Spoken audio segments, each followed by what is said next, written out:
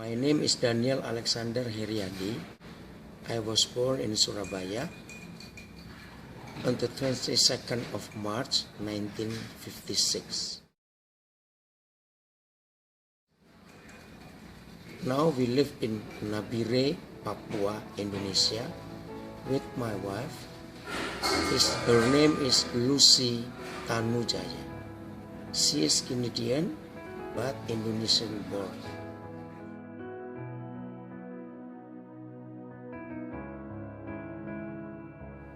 My education is high school, but since 1990, I moved to Papua, and since 1993, we live in Nabire. Start the education for the children, start from the kindergarten with dormitory to high school.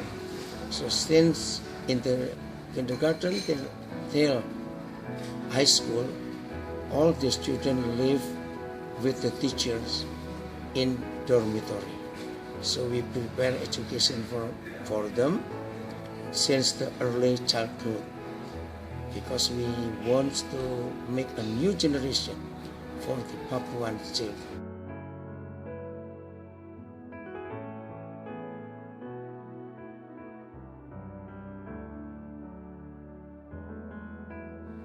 Our passion, we want to see in the future how the Papuan children will be a leader in their life, in their land, in their country, Indonesia.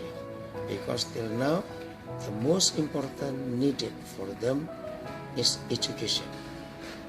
The natural resources is very rich.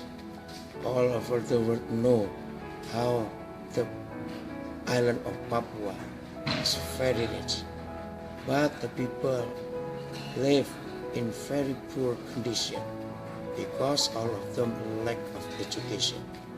Because of that, we prepare education for them, so someday they will be the leaders in their country.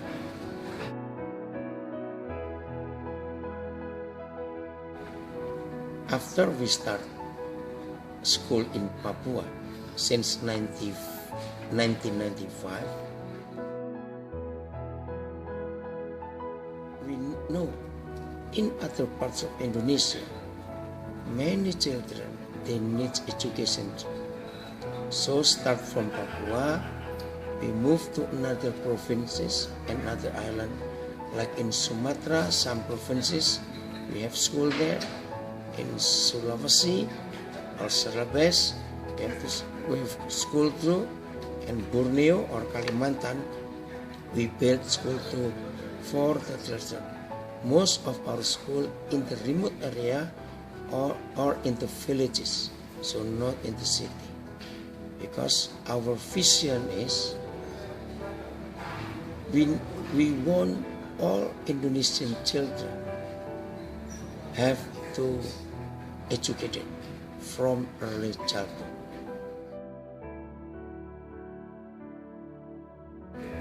Why we do education for the children? Because this is the very important and the very needed for the children is education. So if we don't educate them, so the country will collapse. Indonesia is a country villages because 80% of our population, they live in the village. Only 20% they live in the big city in Indonesia.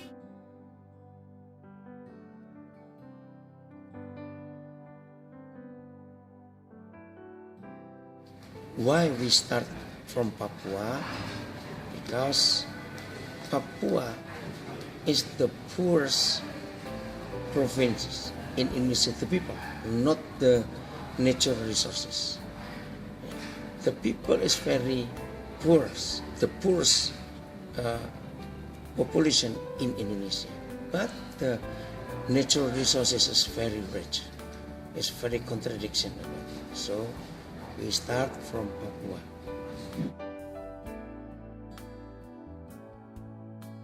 Some years we start in Papua, so we saw in other province and other islands. Many children, they need education too. So we start in Sumatera, in Sulawesi, or Kalimantan, Borneo. In 10 provinces, we have a school like that. Sumatera, Lampung, South Sumatra, Jambi, Bengkulu, and Mentawai. There's 5. Sulawesi, there's a Central Sulawesi. In Borneo, there's a East Borneo, East Kalimantan, and West Kalimantan. Papua, this is 2 provinces, Papua and West Papua. Our school, we start educated the teachers first. So before we start school in Papua, with my wife, we educated teachers. So we provide education for them. So someday they will be teachers. So most of our teachers is a fresh graduate from the university, and then directly they become the teacher in our school. The students are from the area where we built the school, so not for another provinces, because we want to educate the local people in those provinces. Funding, the donation is most of them for our friends who know about our mission to build a school. So most of them is from Indonesia itself.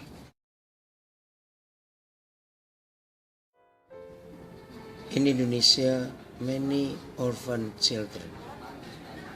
So many of them, when I visited many villages, many cities in Indonesia, and I met them, so I asked them if they want to be a teacher, so we will bring them to the university, we finance them, all the expenses, we pay for their expenses. So most of them become our children, because they call us Papa and Mama, because most of them they have no parent anymore.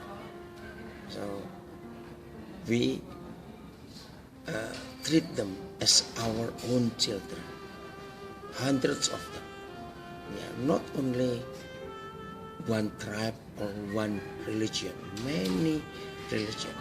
For us, if they are a mankind, so we will adopt them, we will brought them to be a good teacher for the schools.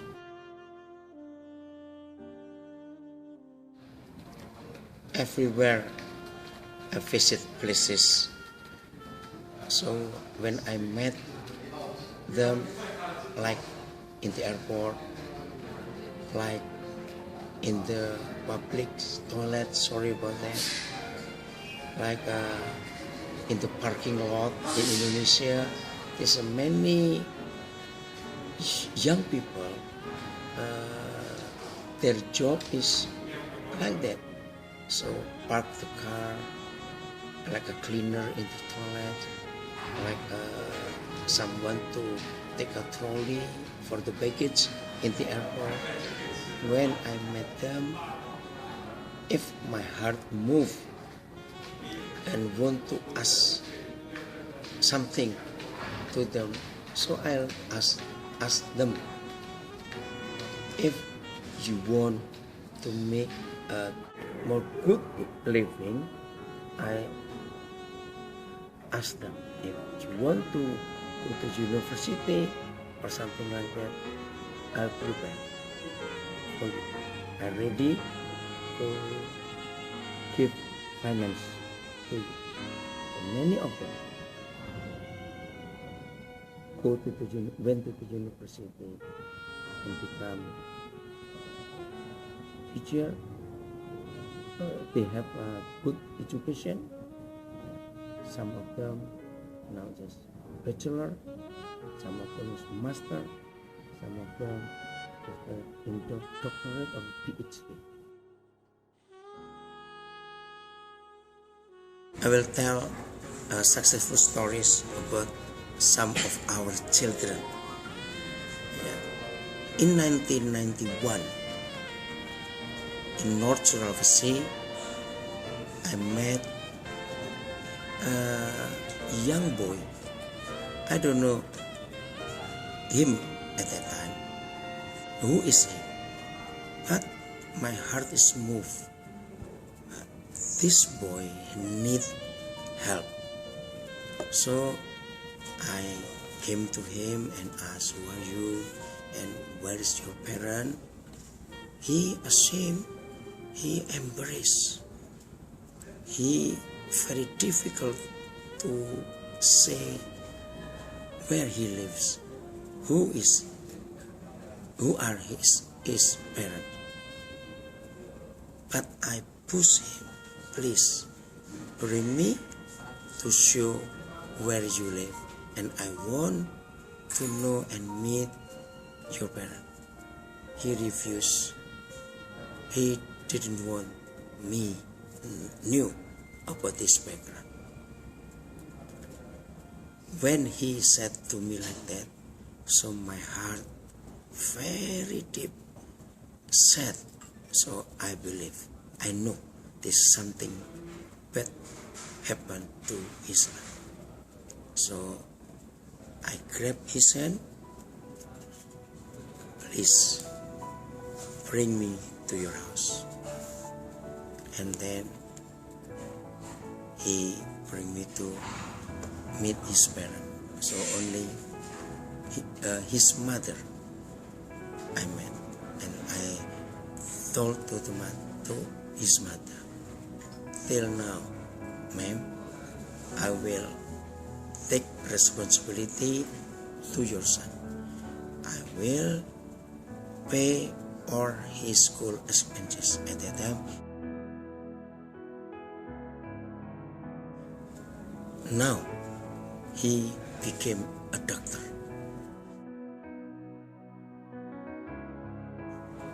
Good doctor in his area in North Sulawesi. Now he is an orphan because his mother is passed away. Another guy we met, he is after graduate for high school, but he have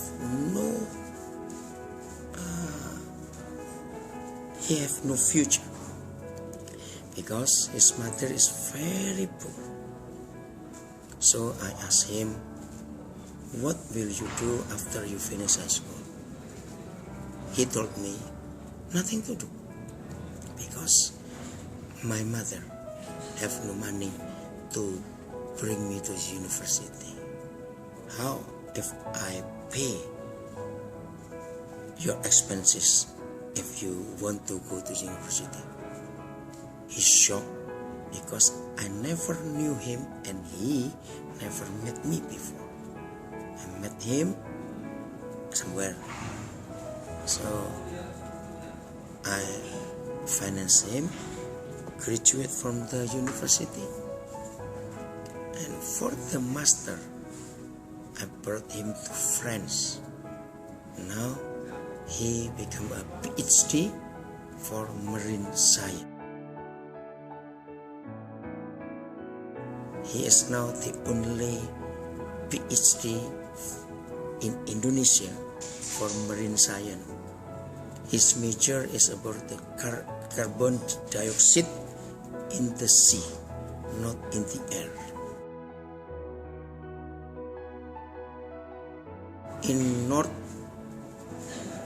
Kalimantan, there is a tribe. Their name is Widjaja. They live in the mountains. Till today, July 2013, till today, they have no access road to Indonesia.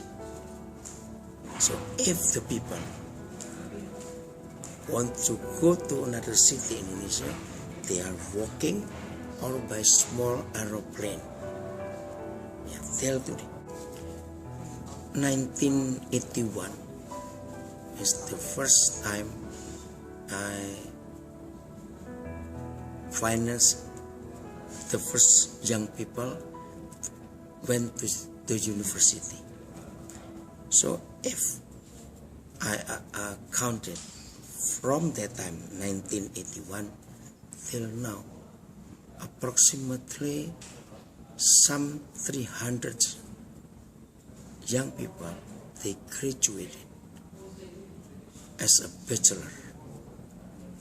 From 300 something, about 44 or 45, they graduate as masters. And 4 of them, they graduate as a PhD. And every year, we finance young people go to the university. We pay all their expenses as a university student.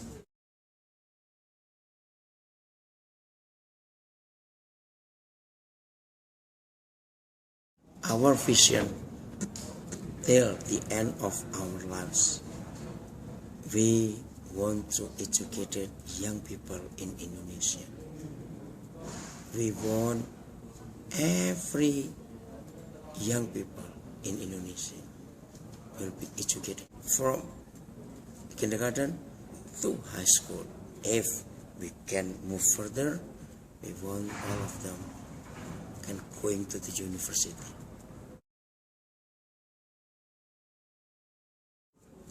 I want many people understand, if we live only once, so in our lives now, please help others so they can help others. I like this verse in English. Pay it forward. So everything we do, many people we will bless and they become something. We hope they will pay it forward to another. So everybody can help everyone to become something.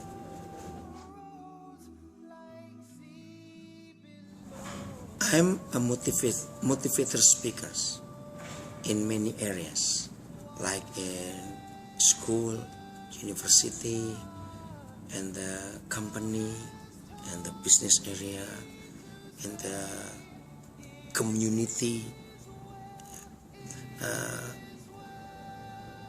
Many people called me a social entrepreneur because everything we do with my wife, so all the benefits we bring to build a school for the children. Thank you for watching. We hope what we do till now can motivate many people, so many people can do the same thing in their local area. So many people in the world will be blessed, and the poorest people in the world, someday they will become something in their lives, so they will help other people. Thank you so much.